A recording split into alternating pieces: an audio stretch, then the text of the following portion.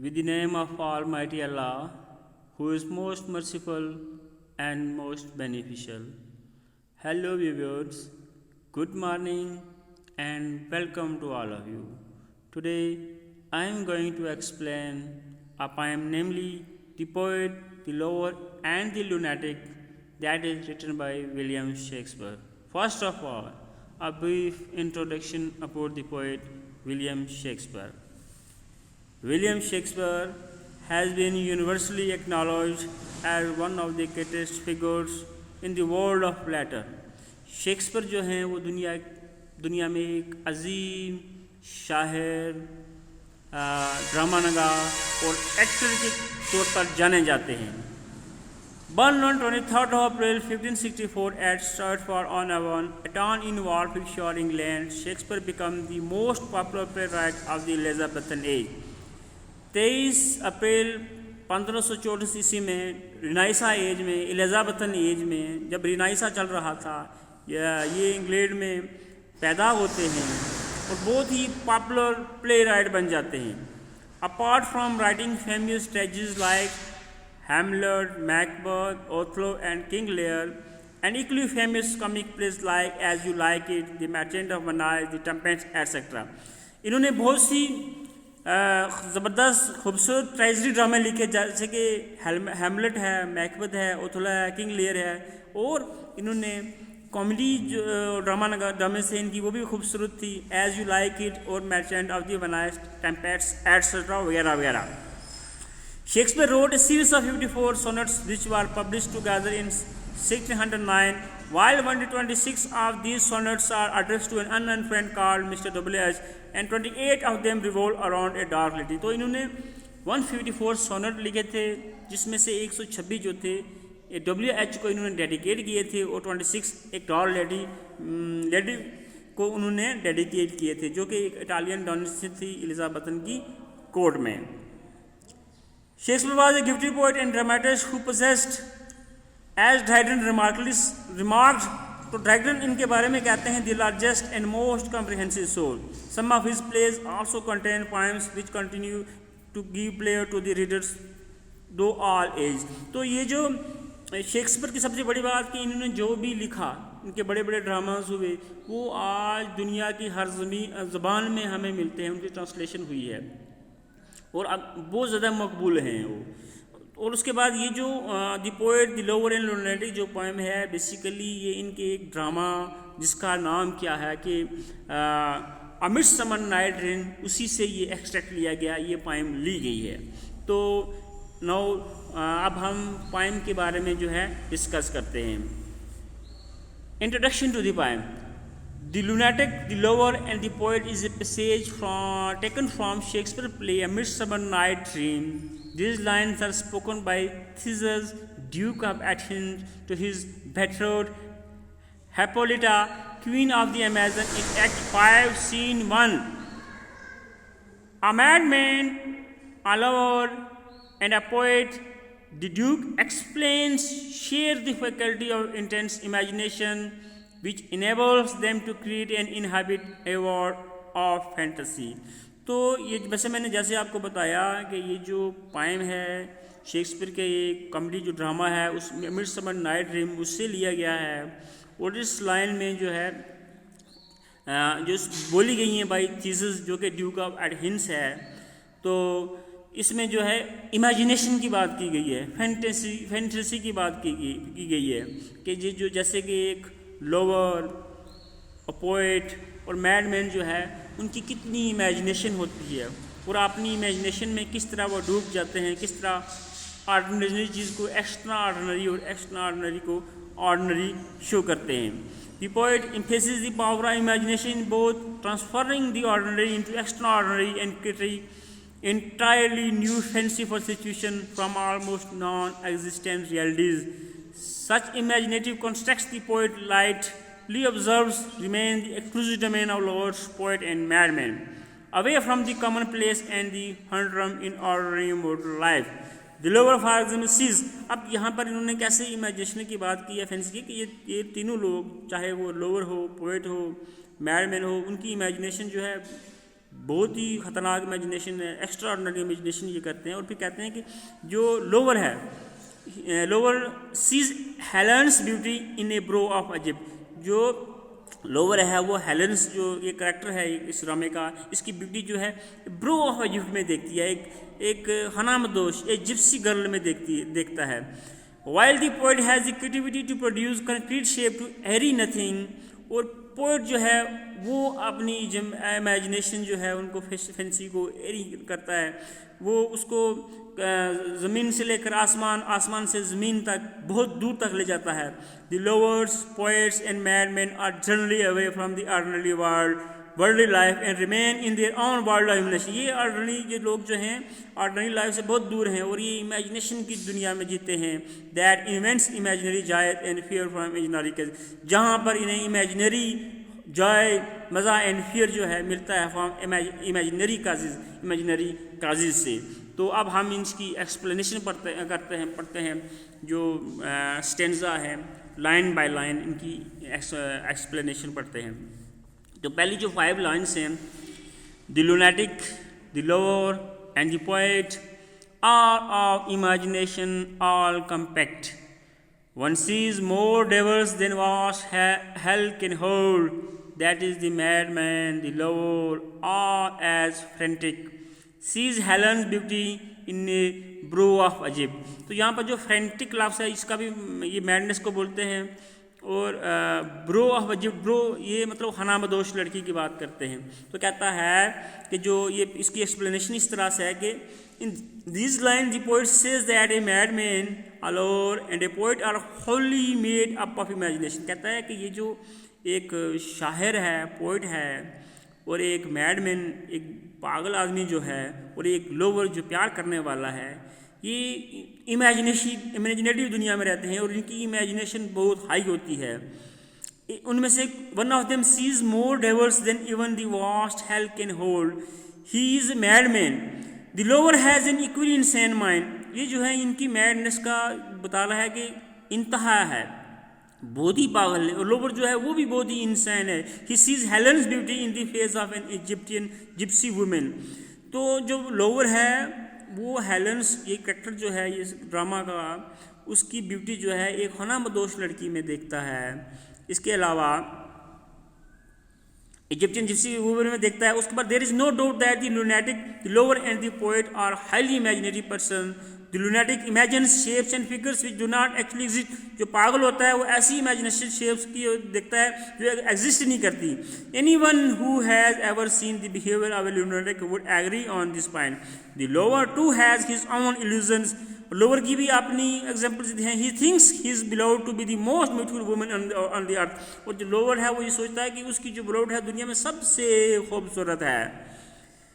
Even के she में भी a woman of average beauty, अगर चाहे वो इतनी खूबसूरत ब्यूटी नहीं होती है, लेकिन उसकी इमेजिनेशन से वो उसको बहुत ज़्यादा खूबसूरत समझता है। The poet too has his own imagination, his imagination can soar to heights whichever even the imagination of lunatic और लोअर कैन नॉट रीच। तो ये तीनों की इमेजिनेशन का तस्करा करता है, बताता है, कंपेयर करता है। कहता है ये लोअर जो है उसकी इमेजिनेशन आप देखिए कैसे एक जिप्सी गर्ल में देख रहा है, वो जिप्सी गर्ल में देख रहा है, उसकी इंतहा है। फिर मैड आदमी जो इंसान, उसकी इंसान उसकी बात कहते हैं, उसकी भी तो इंतहा है, वो भी बहुत खतरनाक ब्यूटी उसकी इमेजिनेशन है। और फिर लास्ट में पोएट की बात की तो पोएट की कहा, पोएट उनसे भी आगे है, इसकी भी इमेजिनेशन जो है किस तरह वो जो है इमेजिनेशन करता है, वो भी ऑर्डिनरी चीज़ को एक्स्ट्रा ऑर्डिनरी बना देता है।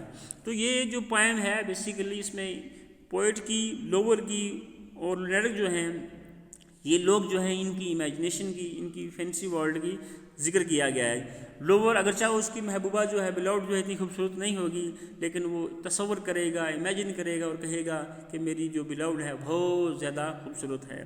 जैसे कि यहाँ पर एक ड्रामा का जो करैक्टर हेलन था, उसको उसकी ब्यूटी जो है वो जो लोअर है वो एक हनामदोश लड़की जो अडिप के उसकी में देखता है।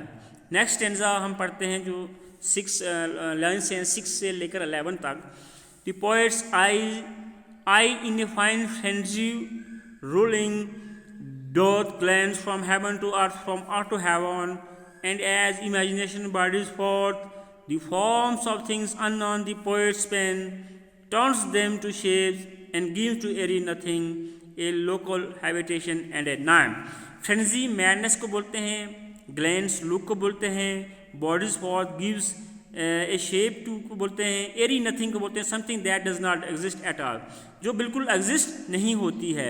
Eye the eye of imagination. अब इसमें हम पढ़ते हैं क्या होता है. The poet's eyes in a fine frenzy rolling. तो अब यहाँ पर देखिए ये जो है लॉयनसेन की एक्सप्लेनेशन इस तरह है कि जो how the power of imagination works in a poet. His imagination moves from heaven to earth and earth to heaven. By his power of imagination the poet can give a name to the unknown thing.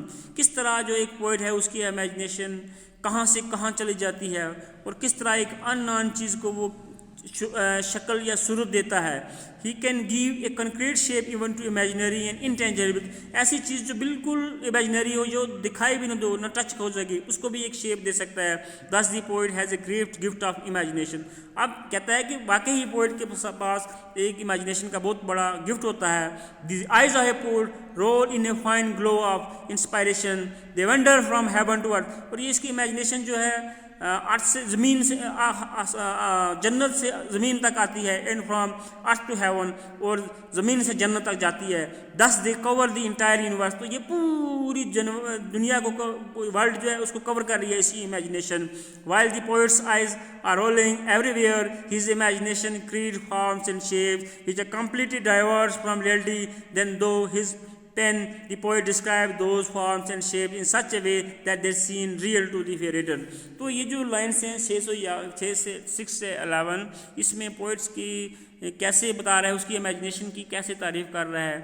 जो कहता है कि वो एक ordinary चीज़ को extraordinary बना लेता है, ऐसी चीज़ जो बिल्कुल होती ही नहीं है, जो इंटेंजिबल है, उसके भी वो शक्ल बनाता है.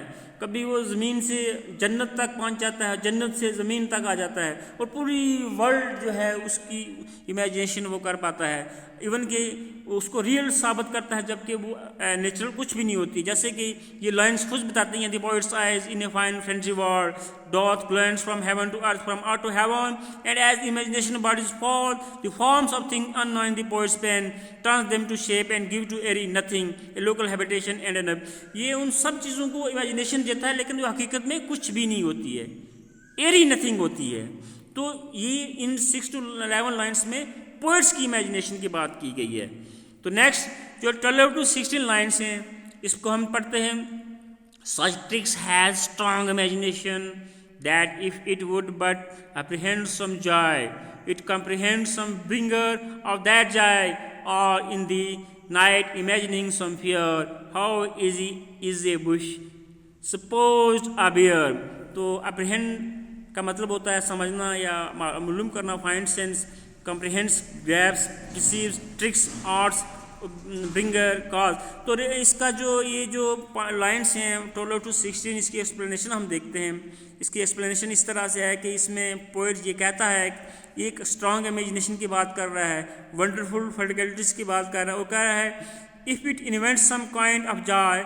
तो ये जो इमेजिनेशन हो रही है, क्या इससे उसे एक किस्म की जो खुशी मिलती है, it can invent the cause of that joy also. तो ये एक अजीब किस्म की खुशी जो है इन्वेंट करती है. If one imagine some fighting object in the darkness of the night. अगर कभी हम कोई इमेजिन करता है कोई डरावनी चीज़ रात के अंधेरे में, इवन बुश जो होती है, appears to be a bear to such a thing. एक जो बुश होती है, कांटेदार जो झाड़ी होती है, एक झाड़ी जो होती है, वो भी एक रिच की तरह हमें दिखने लगती है. कि ये हमारी सिर्फ इमेजिनेशन का कमाल होता है. अगर हमें ऐसा लगेगा ये रिच है तो हम एक झाड़ी से भी डर जाएंगे, उसे हम रिच समझेंगे. ये इमेजिनेशन की बात कर रहा है यहाँ पर. और फिर कहता है कि in these line the poet tells us about the power of imagination according to whom imagination is very powerful. ये जो लाइन से इसमें इमेजिनेशन की बात कर रहा है और कह रहा है कि इमेजिनेशन बहुत ही पावरफुल होते हैं. It can bring joy as well as a fear. वो एक मज़े को भी एक खौफनाक बना सकती हैं. When an imaginary person finds joy he imagines the bringer of that joy also. At night a man see a bush. In his imagination he may take the bush to be a bear. Thus imagination can give both joy and fear to a man. तो देखो ये जैसे कि ये जो poem है the poet lower in lunatic, इसमें imagination की बात हो रही है, फैंसी वर्ल्ड की बात होती है. उसमें बताया गया है कि किस तरह से जो ये लोग होते हैं, पोइट हुआ, शायर जिसको बोलते हैं, लोग, और एक प्यार करने वाला और एक लुनाटिक जो पागल होता है, इनकी इमेजिनेशन की इंतहा होती है। ये इस तरह इमेजिनेशन करते हैं कि हम बयां भी नहीं कर सकते हैं। और वो जो इमेजिनेशन होती है, अगर चाहे वो इंटेलिजेबल होती है, वो कुछ भी नहीं होती है, एरी नथिंग होती है, लेकिन फिर भी वो इसको ऑर्डिनरी को एक्स्ट्रा ऑर्डिनरी और एक्स्ट्रा ऑर्डिनरी को ऑर्डिनरी बनाते हैं। और ये earth to heaven, heaven to earth, और फिर यूनिवर्स, पूरी वर्ल्ड की जो है ये इमेजिन करते हैं। और किस तरह ये लास्ट के जो 12 to 16 लाइन्स हैं, इनमें बता रहा है कि रात को अंधेरे में ये कभी एक जाय को भी खौफनाक बना सकते हैं और खौफनाक को भी, फियर को भी जाय बना सकते हैं।